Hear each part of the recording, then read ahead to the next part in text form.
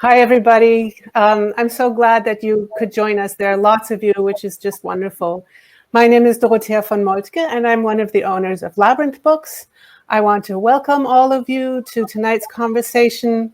Of course, a conversation between Svetlana Alpers and Katherine Bussard, and they are here to talk about Svetlana Alpers' new book called Walker Evans, Starting from Scratch. I have a copy here. I want you to see the object from Princeton University Press. It's a gorgeously produced book.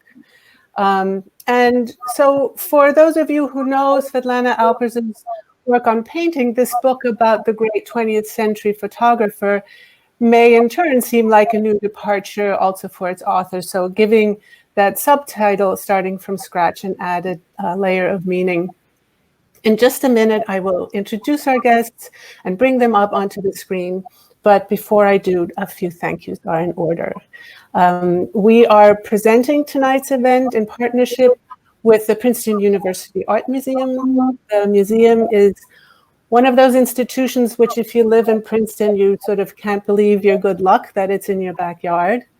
And while the pandemic closure will extend into a longer closure while the museum waits for its new home, I know that it will continue to be a resource in the community even during that time. And I want to thank the museum's director, James Stewart, especially for his continual spirit of collaboration in the community on campus and off. Many of you also know already probably that Labyrinth works very closely with the Princeton Public Library on events. It's been wonderful that even during the pandemic, we've been able to continue to do just that in this virtual space as well. So tonight's event is one among many Labyrinth and the library live stream events, hosted sometimes on our platform, sometimes on their platform, but always jointly prepared. And so my thanks as always to what I consider to be my quasi-colleagues at the library, and most especially to Janie Herman. I quickly want to encourage you all to buy Walker Evans from us at Labyrinth. The challenges to our store are steep, and we value every bit of support. So you will get 10% off. There's a link below. If you click on that, it'll take you to where you can order that. Just enter the promo code Alpers for the discount. And if you prefer, of course, you can just call the store. You can send us an email. You can stop by. I've put the phone number and the ordering email at the top of the chat where people are saying hello from lots of places, which is great. And the information, our numbers and email addresses are also on our website if you need to look them up at any time. In a minute, I'm actually going to take the chat down, and then I'll bring it back up during the Q&A, but you can still put questions in the queue as they occur to you. And in fact, I ask you not to put questions in the chat and instead to go to the Ask a Question button, which is at the bottom of the screen. And now our guests. Svetlana Alpers is Professor Emerita of Art History at UC Berkeley. She's known and celebrated for her work on the Dutch Golden Age and on Tiepolo, Rubens, Velázquez, Bruegel, among others. Her books they're influential, they're acclaimed, they are much debated, and too many to list all of. But they include The Art of Describing, The Vexations of Art, Velázquez and Others, Rembrandt's Enterprise, The Studio and the Market, and The Making of Rubens. Oh, and also the most recent autobiographical, Roof Life.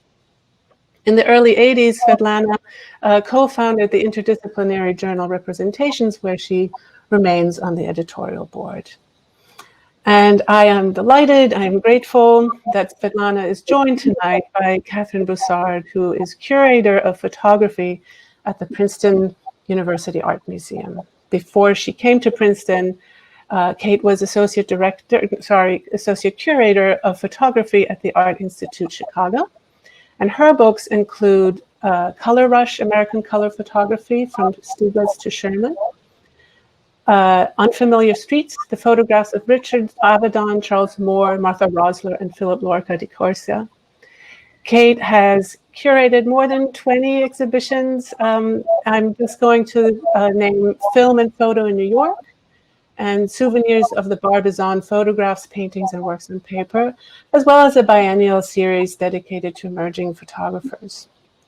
You can see why I'm so thrilled that Kate was able to be here tonight to talk with Svetlana about her new book on Walker Evans. Just briefly, I want to say there are several refrains running through this book, which makes the experience of reading it a bit like walking around an object, which in this case is an oeuvre, looking at it again and again, but from many angles, in varying company and in changing light. And none of those refrains is more startling than an exhortation from Walker Evans. "Watch me," he said, "I'm going to disappear." What an extraordinary challenge to set for a book on a single artist and to then step up to. And I, for one, will never look at a Walker Evans photograph again without trying to sort of assimilate the effects of this withdrawal that calls attention to itself. Now, to Svetlana and Kate, I just have to usher them in with a couple clicks here on my screen. Welcome, Kate, and here, much awaited, welcome, Svetlana. It's so wonderful to have the two of you here with us, and I will now dip out and look forward to listening to you. Thank you. I'm delighted to be here today. And I think the squeaking has been minimized a little bit. So hopefully everyone's enjoying a little bit cleaner audio. Svetlana, does it sound okay to you? Yep. Do I sound okay to you and to everybody? We hope. Let's get going. Off to the races. Mm-hmm. All right, Svetlana, one of the things that I found most noteworthy in reading this new book of yours was simply the way in which you wrote it. There's a way in which you time and again invoke your reader as you undertake your consideration of Evans. There's phrases like, let us begin with photographs and see where they take us, or let us backtrack for a moment, or I made these notes myself, but having made them, it's worth noting, and then you go on. And this way of writing, this mode of address that you have for your reader, felt like you were bringing me along on the discovery. And I am wanting to hear more, but also wanting our audience to hear more as a way of starting this evening's conversation about how you came to the topic of Walker Evans's photographs and how your own exploration mirrors, or doesn't, the way that the text unfolds across the book. Well, how I came to it, I could answer quickly with what Evans himself said when he was asked, how do you find your subjects? And he said, I don't look for my subjects, they look for me. And in a certain way, maybe that's true with everybody's work, but it certainly was true when I got finally into Evans. But there is a story which I can tell. I moved from Berkeley to New York in 1999. So I put academia behind me, and I really began to be not in the university, but with artists and critics. And then in around 2006, a painter named Jim Hyde and a photographer named Barney Kulak invited me to work with them on a project. And the project was photographing those three great Tiepolo canvases up at the top of the major staircase at the Met. And we did that, and we produced some inkjet prints. And then they were noticed by Peter Galassi, who was then head of the Department of Photography at MoMA. And so I suddenly became I was just not friendly with artists and critics, but I got in on the making of photographs from the point of view of a photographer, of a painter, and of a curator. And then my Roof Life, which was my certainly my sort of anti-memoir that was published in 2013, actually had a photograph I made on the front cover and the back cover, because I am a photographer not so much for my family as for looking at the world. So there were those things. And I would say then that there also, and then that's when Evans took me. I mean, I was looking at photography, I was working in it, I understood its practice a bit, and then I got more and more interested in it. Now, recently, and I'll close with this, a woman who wrote a rather well-known book on photography looked at me as if I were an interloper, and she said to me, "You writing on photography?" And I immediately shot back, but I wrote the art of describing. And I think there's a real link there between writing on Dutch artists who, after all, who were seeing the world to understand it, which is exactly what a photographer like Evans does. So for me, this takes me right back almost to my beginning as an artist. Right, and I mean, I think that's part of what I'm curious about, or became very curious about upon reading it, is the way that the book unfolds, and the way that it feels like we're discovering new layers of Evans with each passing chapter. Are the discoveries in the order that you made them? Goodness, how can I remember that anymore? You remember that?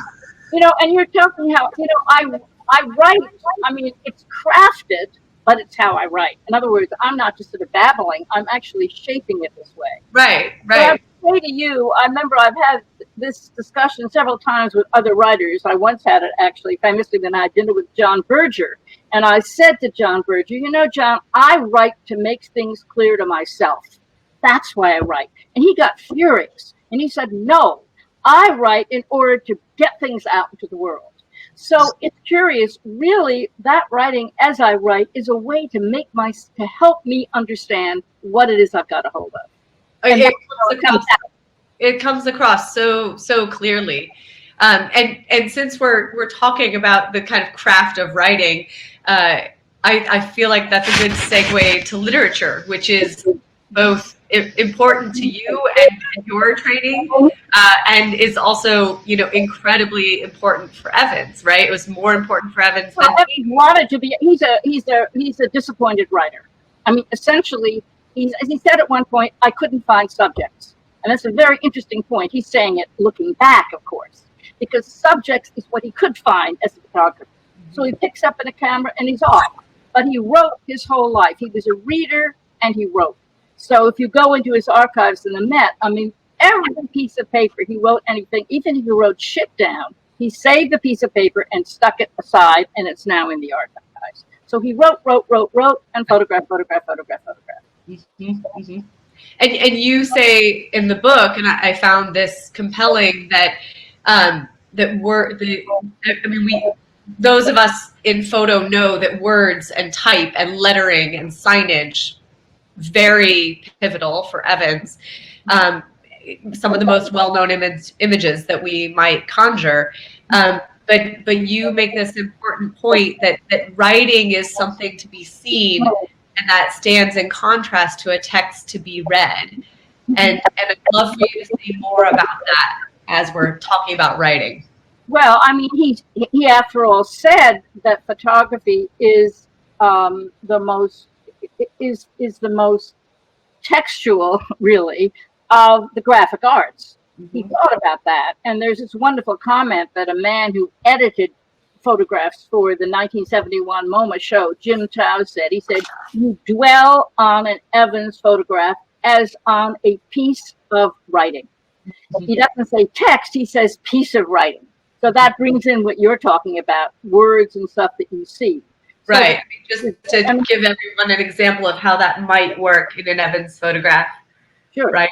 With the photo booth, and there are even words scribbled on one of the things you see with the camera, which sees more than our eyes can, after all. That's what's surprising about a camera as he uses it. And there are words scribbled on the front of that shed, which you can also read in that photograph. In other words, it goes really in. There's more than you can take in, but it's there.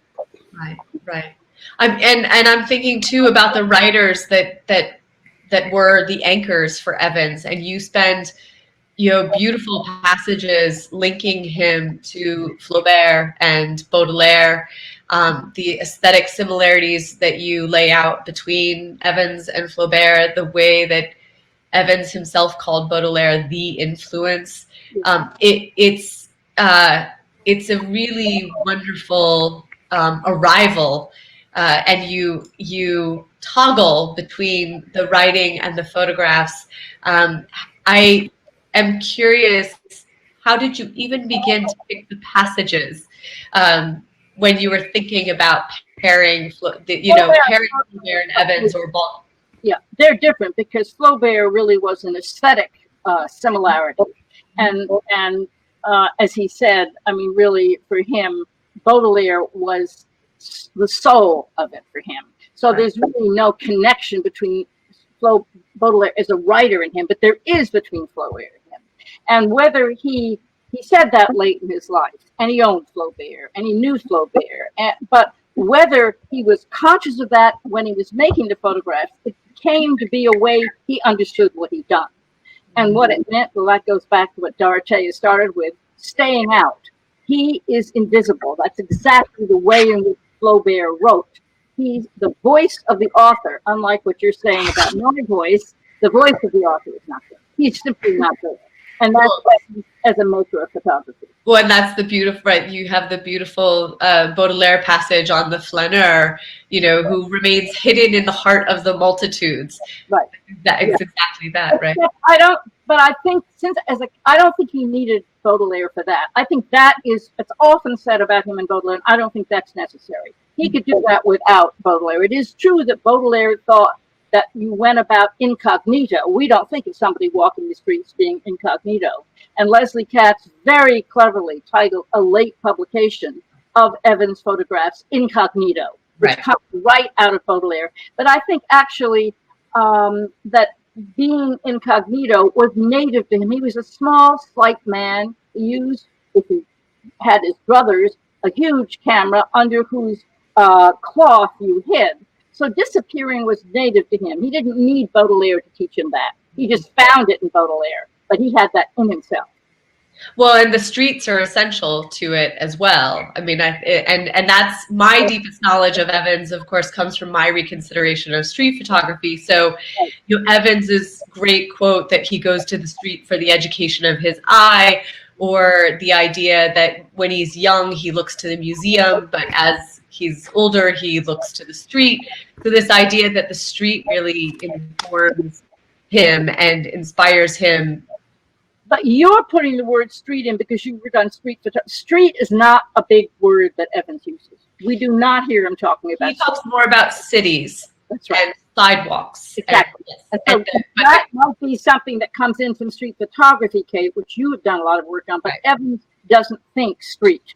That's not the basic. No, he thinks the components of what we now call street photography. He thinks about the crowds. He thinks about the multitudes, the sidewalks, the arrangement of people on those sidewalks, right? You have a wonderful moment, and I would love to just show this briefly. This wonderful sequence of the girl on Fulton Street in New York. And I'd love to have you talk about what you see in those three negatives, because the negatives and your discussion of them and Evans's editing of them is really central to your book. Well, the first thing is he was not, unlike Irving Penn, for example, he was not a photographer who cared about beautiful prints. He cared about the subject of the picture, not the print. So he really didn't care about printing. And that, of course, is devastating to what became after him a big art market where dealers care a lot about vintage prints and such. Evans actually didn't care. He simply didn't care at all. And what he cared about was the image. And what's interesting about that, he didn't believe, and that's why I showed that triple series, so we don't know the order of them, but the three actually printed out negatives, which are held in the archive at the Met. But there she is standing, and he took on, we see there, the print out of the negative strip.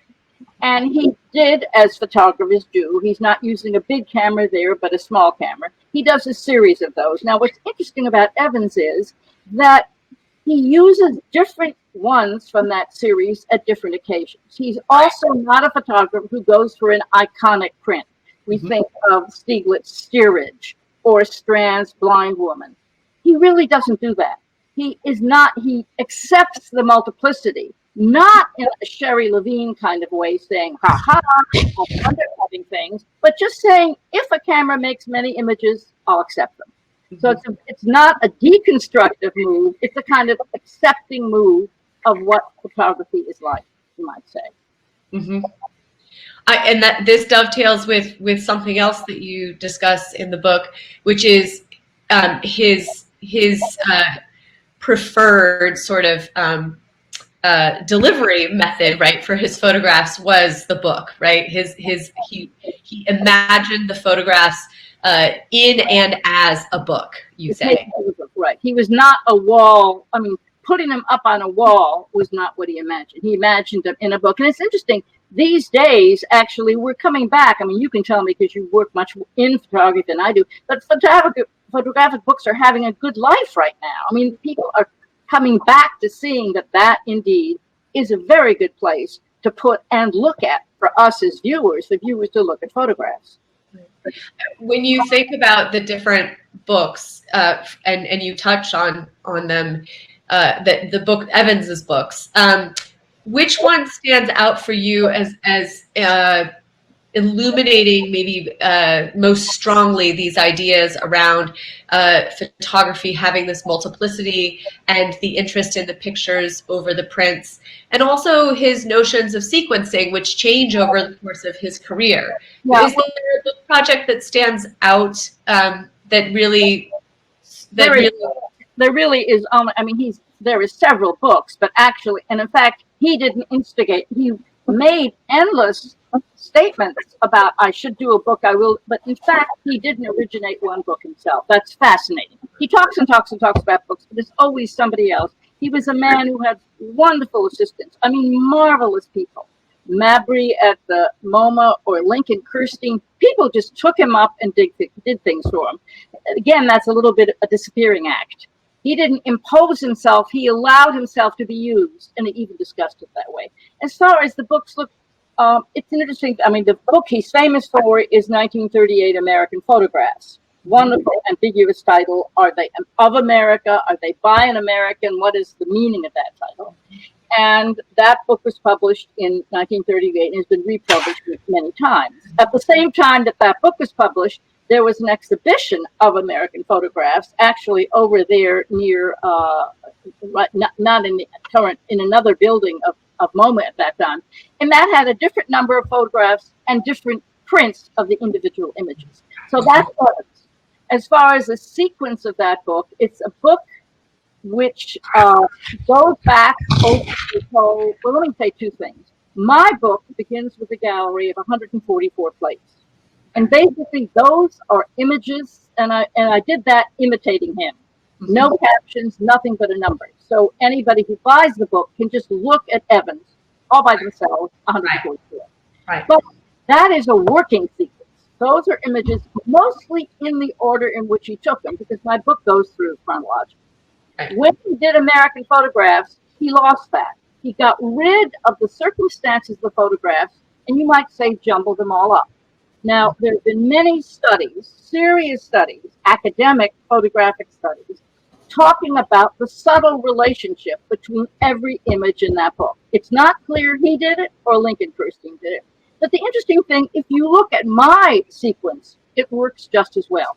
And it's my claim in the book that sequence is really not for him the main thing. It's the individual photo. And his photographs are so similar in their address, in their flatness, in their straight-on quality, and that any two photographs put next to each other speak to each other. There is no necessary sequence. I mean, I don't believe all the arguments about this magical sequence of American photographs. Look at my book, and the sequence works just as well. Well, and you make some interesting points around the change that he makes to the images in the second edition of Let Us Now Praise Famous Men. Right. Well, that was Let Us Now Praise Famous Men, which is the joint work between him and A.G., which Fortune commissioned and then would not publish, and then A.G., poor man, wrote, and ended up with 500 pages, and Evans had 31 images to his 500. And that was first published in that format. But Fortune stipulated that when they went to photograph tenant farmers, the tenant farmers had to be white, even though, in fact, there were many, many black or Evans would have called them at that time Negro tenant farmers. And so in the next edition, Evans added twice as many photographs. He has 60 instead of 30. And includes a lot of the people who've been photographed in the South, which were, we call them African Americans, blacks, he would have called them Negroes. He puts them all in, even though Fortune said, no, you can't put them in.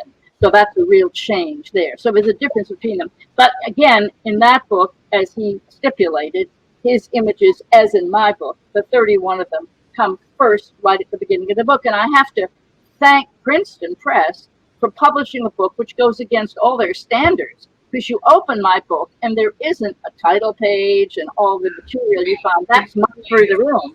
You just right off the bat. Yeah, they started with his name. I didn't want that, but they insisted on the first page saying Walker Evans. Okay, but after that, they did exactly what I wanted. So it's not a proper book with all the information you get at the beginning of the book at the beginning. Right. So connecting what you've just said with your earlier comments about American photographs, you know, there's a way in which you make this fantastic point about the title of your book, Starting from Scratch, that it's not only referencing Evans's kind of fresh act of looking, but it also speaks to what you call the quintessential situation of America and to what made photography an American medium. And you've problematized American already for us with American photographs. I'd love for you to take the next few minutes to touch on, as you do in the book, exactly what it is.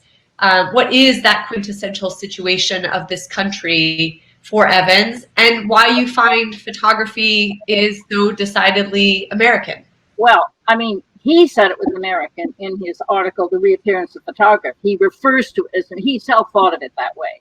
And I think, I mean, look, he picked up a camera and he started going. Think of the difficulty that painters, for one thing, it's much easier to start out being a photographer than to start out being a painter. We just have to accept that. Now photographers go to schools and they get advanced degrees, but Evans was proud that he was taught by nobody. Oh yes, Rudolf Steiner helped him. He had help at the beginning, but basically picked up a camera and began to make wonderful images. Now a painter like Hopper, to whom in style he's often compared, Hopper, and we've just been reading about him recently, he began by copying other works. He struggled. He went to Paris. He painted like a Frenchman. He had to paint till he found himself. Evans was doing it 1928 right off the shot, immediately, starting from scratch. So there was no preparation necessary for it. Now, the other thing is that his subject was America, right? And he, in other words, and I see him in the book, as in league with particularly American poets. I don't think Evans was particularly deeply interested in poetry, but it was the poets in America who had a strong stance. William Carlos Williams, Elizabeth Bishop. We can even go up to Adrienne Rich, to whom I dedicated the book, actually. Poets are very conscious of their language. They were not writing English poetry, they were writing American poetry. And William Carlos Williams we think of immediately that way. It's extremely important for him to be an American poet and to have, it's both a matter of prosody and a matter of language. And Marianne Moore was the same. And I think we should see Evans in that world as a man in the 20s establishing an art for America. And his art is not poetry, but photography. So I put him in that group, as it were, when I describe what he's doing in America. And that is one of the great, you know, one of the big claims of the book is to establish Evans as a great American artist. Right. So for those who haven't read the book, you know, can you say more about where you locate his greatness in that enterprise? Oh, heavens. Look, I'm saying, you know, what's fascinating to me, I come from painting and a lifetime work, and not an old master painting. So Europe, historic, and not American, right? So jump for me to come to America and to something which I consider to be contemporary, and actually given what he photographed and given what our country is like 100 years after he was photographing, a lot in our country has unfortunately stayed the same as he saw it, right? I mean, the long, unending civil war is still here. He went and he saw it. But basically, what was your question again? I'm talking on my way. I'm wondering where you kind of, how you pinpoint that greatness. The interesting thing about photography, the interesting thing about photography, and Evans said it wonderfully at one point, the Time magazine, 1941 was the interview, and he says to the interviewer, photography isn't an art, and then he mumbles, and the interviewer journalist caught it, but it's an art nonetheless. The interesting thing to me coming from painting is that the status of photography is, compared to painting, a little ambiguous, right? And it still remains ambiguous. People argue about it. That's an interesting thing about photography. Well, is it really an art or isn't it an art? And I think Evans, the question of whether it's an art doesn't interest me. What Gombrich said, and I quote it, that's Ernst Gombrich, Art and Illusion. He said there's no such thing as art, there's only artists. So I'm always saying he's a great artist, but I'm not going to get into the argument about whether photography is an art or not. When he makes it, I think it is an art. And I think the importance, that means that when I can give it the kind of attention, right, that I was used to giving to paintings about which I have no question. Velázquez, Tiepolo, Rembrandt, Vermeer, we have no question. They're great artists. But photography is more problematic. So for me, that was kind of a challenge. What kind of an account? Does he live up to the kind of account, the demanding account, the aesthetic account that I have given of European painters? Can it be done with Evans? Okay. Yeah, you've also opened the door with your comments to a question I had that precisely around Evans and politics, right? At this moment, when politics in the U.S. are especially charged, as you just reminded us, as if we need a reminder, it's on the news every time we turn it on. It was compelling to read about Evans's, deep anger about the United States, and also this notion that in spite of caring deeply, there's a total disavowal of political action. Yeah, he was deeply, deeply not into politics, and he simply wouldn't be drawn into it. But as I said, he was in Cuba for 3 weeks. That wonderful work he did in 1933 in Cuba, just before Machado went out. A revolution was brewing. He was sent down by an angry radical American who wrote a book about all this. And Evans, yeah, that's right. There's a man in a white suit. Yeah, that's right. We're in Cuba there. At any rate, and Evans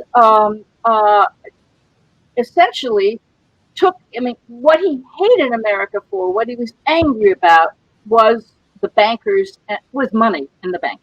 That he hated through his life. He quotes that again on the eve of his death, his last lecture at Radcliffe, Harvard in 1975. He says, and we were so angry. When the bankers jumped out of the windows, we applauded. Okay, that angered him. But America's imperialism, which is really what Cuba was about, that didn't concern him at all. On the other hand, he shows Cuba in such a way that, as I put it in the book, he gives you the evidence, he gives you the look of things on the basis of which reform could take place. He shows you what's going on. He gives you evidence, but he takes no position at all. And that's extremely important because, after all, we can think of people who were in the South working for the government as he was, Dorothea Lange. Dorothea Lange makes you feel, gosh, that poor woman with that poor children, a horrible situation. You never feel that with him. He didn't like that kind of plea making and photography. And there have been many photographers who are like that. Magnum Photos has many people working for them still who do that. That was not Evans. Mm-hmm. But if you want to ask the question a little more, go ahead. No, it's just I think it's fair to say that you're, especially I think the portion on Cuba really drives home this idea that Evans is just looking. He is not advocating. He's observing, not judging or seeking the kind of social action, the social we talk about social documentary as a category in photography history, and that's anathema to him. And yet, as you just said, two of the photographs he does in the suite of 31 for the Cuba book, two of them are these newspaper file photographs of the results of the violence of these corpses of young men lying in the street, bloodied and dead. Yeah, but he wouldn't make photos like that. He was right. A little no, and that's why but he's still including that imagery. He's just not making it. Well, here he's actually not. I don't like the current word appropriation. I argue against that. Here he simply shows the expanse of what photography can do. A news photographer can go out and do that. That's not me. He collected news. It's a whole portfolio of news photography he collected, but he didn't do it. And he knew that what he was doing was not news photography. You understand what I mean? But that was a subtle way of saying that's not me, but it's photography. So he understood where he was placed within photography, and he didn't dispute the others. It's just not what I'm doing. I mean, the most interesting, really political move of his, or non-political move, is what I say is his concern with the long, unending Civil War, and that is very much with us today. And he photographed, and it's really, they're not seen very often. Oh, that so-called Negro barber shop is very well known. But he photographed shacks and Negroes, again, as he called them, sitting along curbstones, a huge amount of that. And they're not that popular as photographs. But when he went south, he saw it all. I mean, after all, like with the chicken farmers, Roosevelt gave a lot of money to help the white folks, but he didn't give a lot of money to help the blacks. And when you look at Evans' photographs, you see the multitudinousness of America, not just who the government is helping. Right. You have a sentence, I think, that says, one of his photographs, and maybe it is the barbershop, but the idea that it makes it plain that the New Deal was not for the people pictured in his photograph. Right.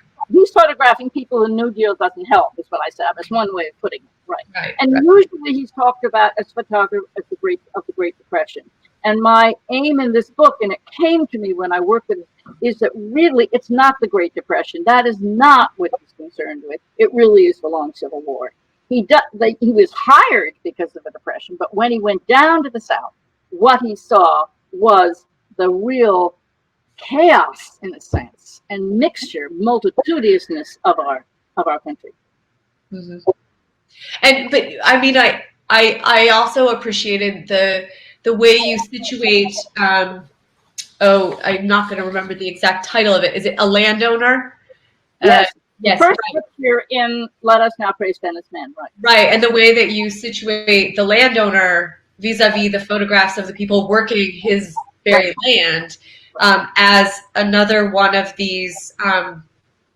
Is signal. Would you use the word signals about what Evans was up to when he's in the South? That word got clipped in our signals. It's kind of a signal. What he does with that photograph of the landowner is for you a signal of his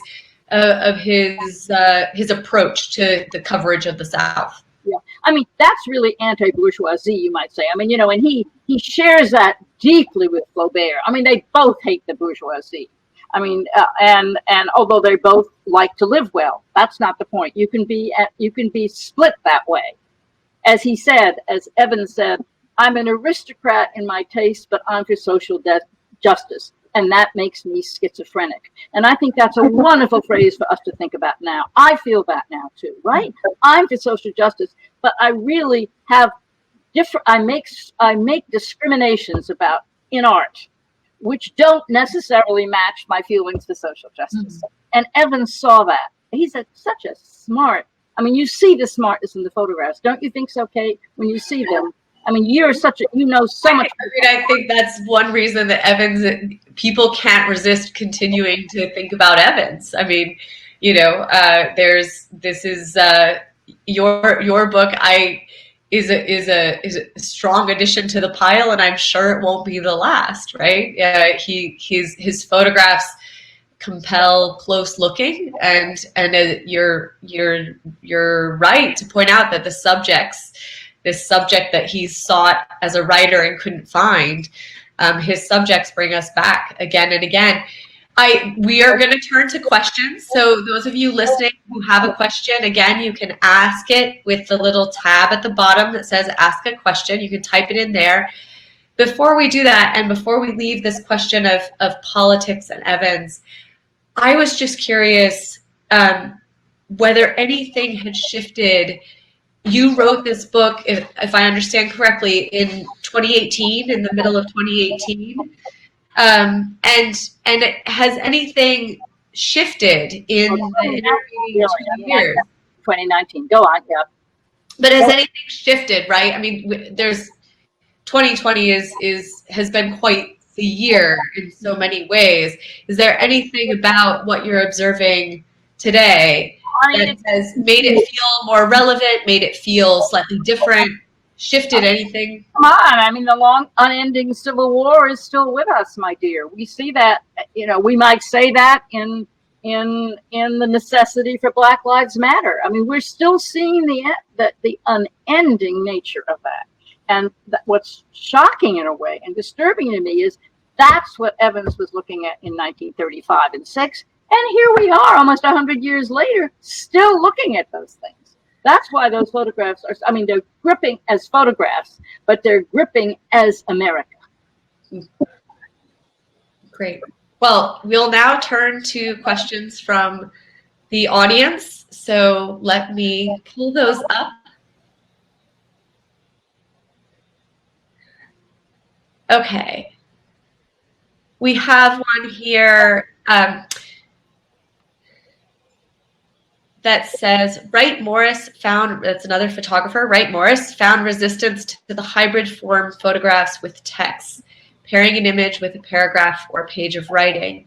His images are reminiscent of Evans, and I am curious to hear your comment on this relationship or echo. Any thoughts on Wright Morris? The relationship of Morris and Evans, I mean, how I would think particularly about words. It's interesting, they had a real dispute, and that's in my book.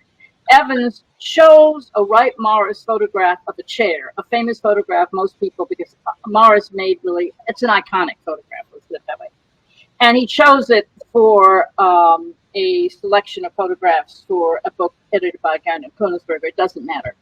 And he described that photograph that he chose and said it shows, I'm not going to try to read, but he describes the kind of world which that photograph seems to circumstantially to be connected to. That's Evans.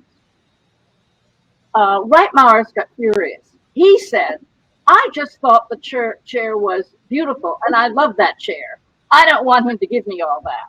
And then I write in my text, Evans saw more and loved less. Evans didn't love things, he saw them. So my answer, this is not quite getting to the word image thing, but I'm giving you an example of words that Wright used about his chair. It was a beautiful chair to me. And now Evans went and messed it up by saying it has to do with the shoddiness and something of our culture or something like that.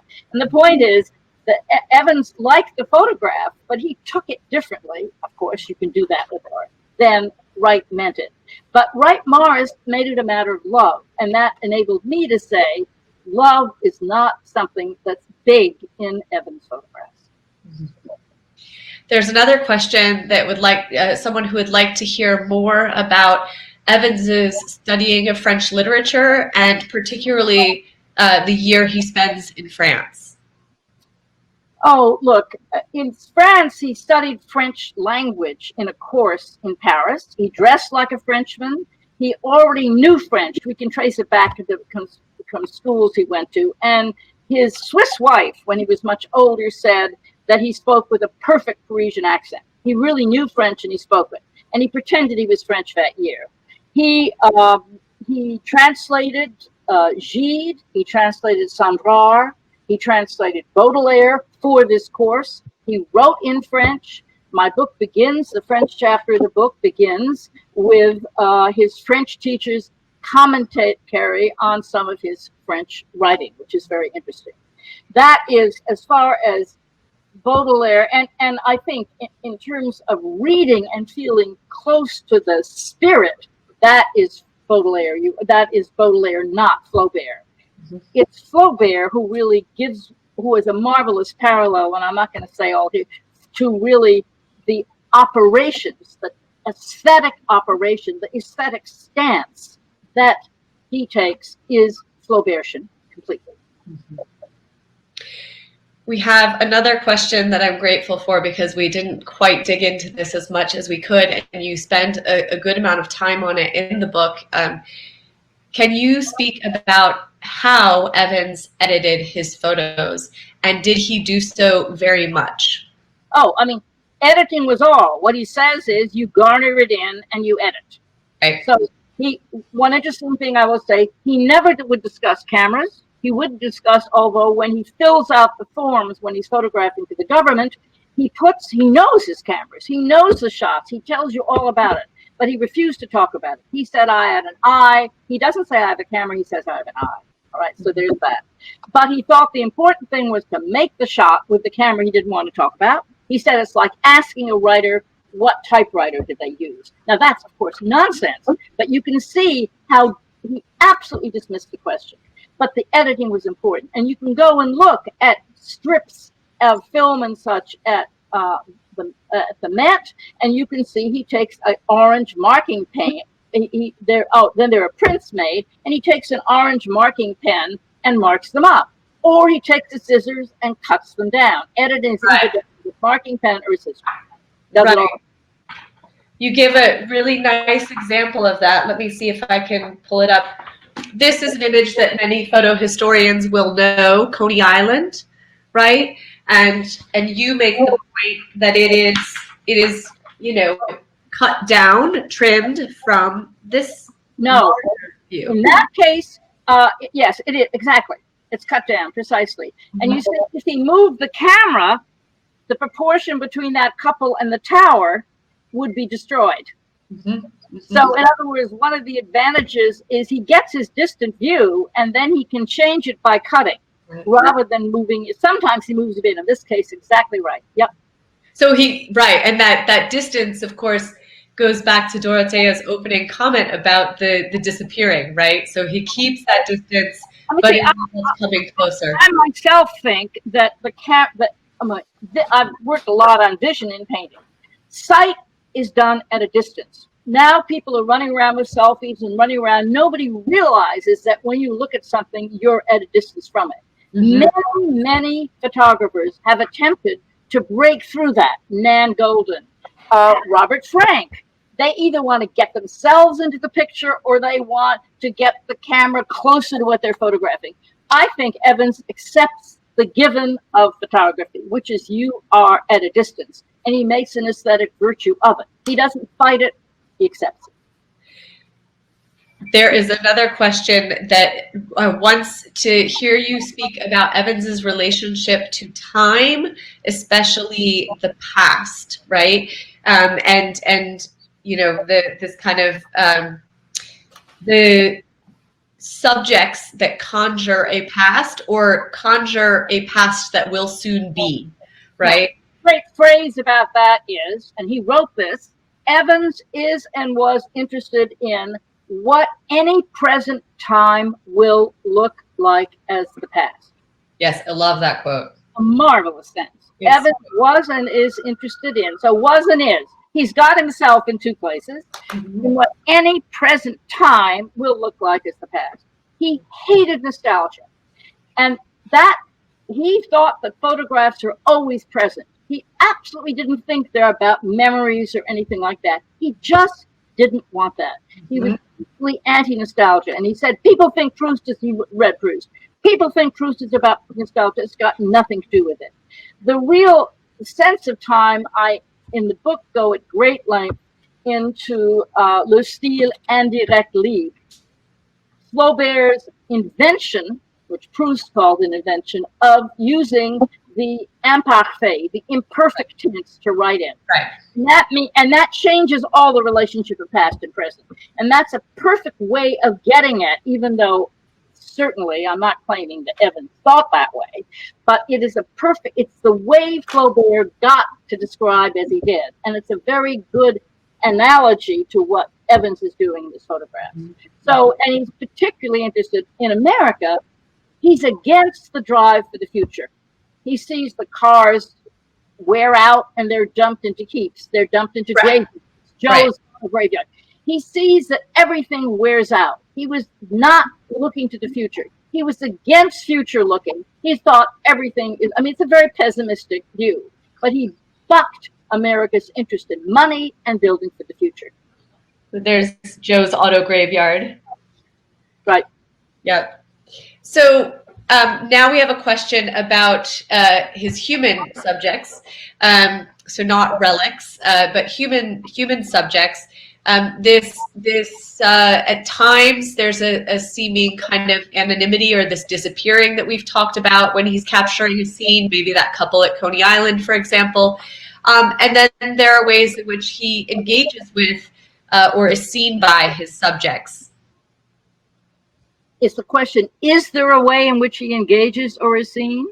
It sort of this dual, this seemingly dual way of operating that there's. I think you know, I that's a question I haven't sort of put to myself that way, so I'm just going to make this up. I don't think there is that much interaction between him and his subjects. He's not interested in that. In other words, the camera is not a person from his point of view. It's a camera. And it's an eye, and eyes don't interact. Let me get back up into that. He had a great eye. What he always said, I have an eye. Other photographers don't have an eye. That's how we define. I have a whole little introductory section in the book on Evans' eye for that reason. And eyes do not engage with other people. So I would say to you, no, in that sense, human engagement, I'm not quite sure what the questioner is thinking of.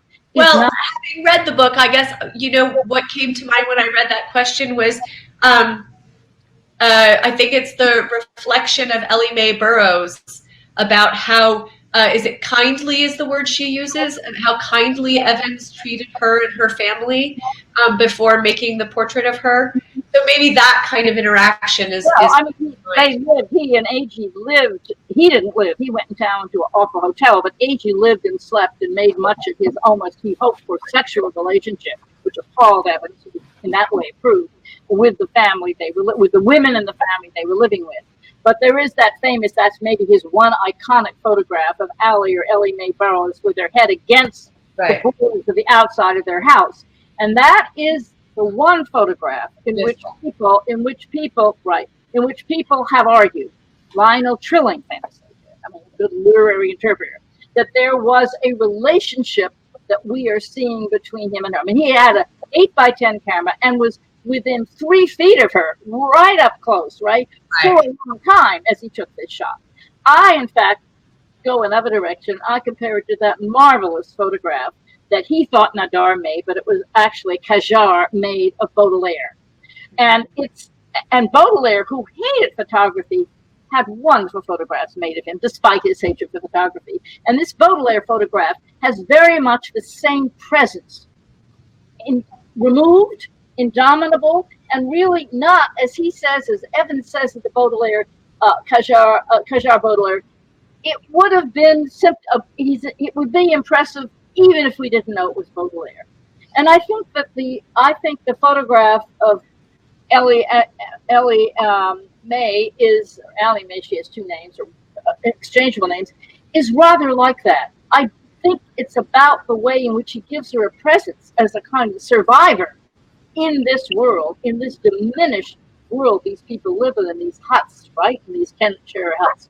And I think it's a kind of tribute to her in that way, but I don't think it's much of a relationship between them. But again, Trilling and others disagree. Excellent. Well, so that clarifies then that in your assessment he remained distant, ever distant. There's not a give and take or a relationship developed there. No. That's really interesting. I mean, I think, again, to say it, go back to what I said. I mean, watch me, I'm going to disappear, right? In other words, his image of himself is not present. Mm-hmm. So there's really no basis for interaction because I'm behind my camera and that's how I take my camera to relate to the world. Yeah. Well, we have time for one more question. Let me see what we have. Okay. Oh, this is one that ties it to the present moment, which feels like a lovely way to go out. Is there a way that Evans's pictures engage with our present age of experiential as opposed to contemplative experience of photography? So kind of experiential experience of photography.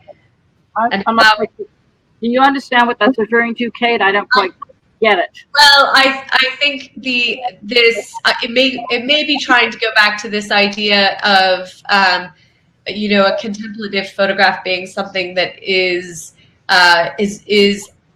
begging for a reaction or action, right? We talked a bit earlier about his kind of observing but not advocating. So it may be getting into that. Yeah. Let me say this. What's interesting about Evans, he didn't care how people took his photographs. They would take them in a way that he didn't agree with. He just didn't care. Go ahead and do it. He was interested in making them. And that suits me because all my writing has always been not about reception, but about making. My fiction is, I can tell you how it was when it was there. So I'm really not interested in how you take how we take his photographs. That's where I disagree with Trilling. I'm interested in the making, how he went, and then you can look at them as you want to. I have some feelings about that, but that was Evans. People said had an outrageous reaction to his photographs. If they wanted to take his photographs politically, he would not argue. He just didn't waste his time doing that. As you know, and he said, it's in the making. He said that himself when he was asked, what's the function of what you're doing? He said, I never think of that. If art is good, it'll find its viewers. And I'm not interested in function. I'm interested in making. So I don't know how that fits contemporary. Well, I think that's a fantastic note to go out on because it also establishes that this is just the next step of you making and helping us see how someone else makes. So thank you. Thank you, Kate. And I'm just going to add my thanks to both of you. I feel like in this time, you've really opened up the book in so many of its dimensions, and then the questions have added to that. When it feels like time is too short is when we sort of know that an event is what we hope it to be, and there are many questions we couldn't get to. I invite you to take those to the book. I felt a little badly that I hadn't explained one thing at the top of the hour because there was some puzzlement in the question queue about that, which is that we made a deliberate decision not to use a PowerPoint, but rather to for Kate to hold up images as they related to the conversation, which would then also be images that you would see as printed in a book, which was Evans's preferred form. And Dorothy, right? Before you go, thank you for inviting me and organizing all this, and also inviting Kate. I enjoyed it a lot. Oh, it was, it was such a rich conversation. I'm going to take many new questions with me from this hour. What floats to the top is your sentence that sight is done at a distance, and the question, do we see more when we love less, right? That I'm going to be mulling that tonight for sure. And I hope you guys all will also be asking your own questions. And the pictures that we didn't show you on a PowerPoint today, you should really see in the book. So get your hands on a book, and please buy that book from an independent bookstore. Labyrinth or a different one, doesn't matter, but please from an independent bookstore. Avoid Amazon, you mean? Well, yes. Support your independent bookstore. Amazon will be fine without your purchase of this book. But I just very quickly wanted to flag for you that we have a couple more events in this season still lined up, and this audience might be interested in particular to know that we have Hal Foster and Eva Lambois talking about Hal Foster's new book, Brutal Aesthetics, which is on Dubuffet, Bataille, Yorn, Paolozzi, and Different world, right?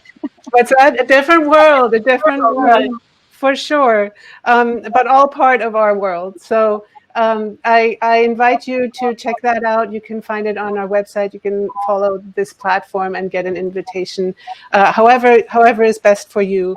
So with that, just another warm thanks. I will never get used to the fact that we end these events by clicking a button and then everybody disappears. It's a very strange circumstance. Watch me. I'm going to disappear. There you go.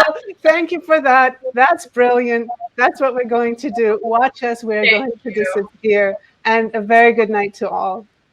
Thank you.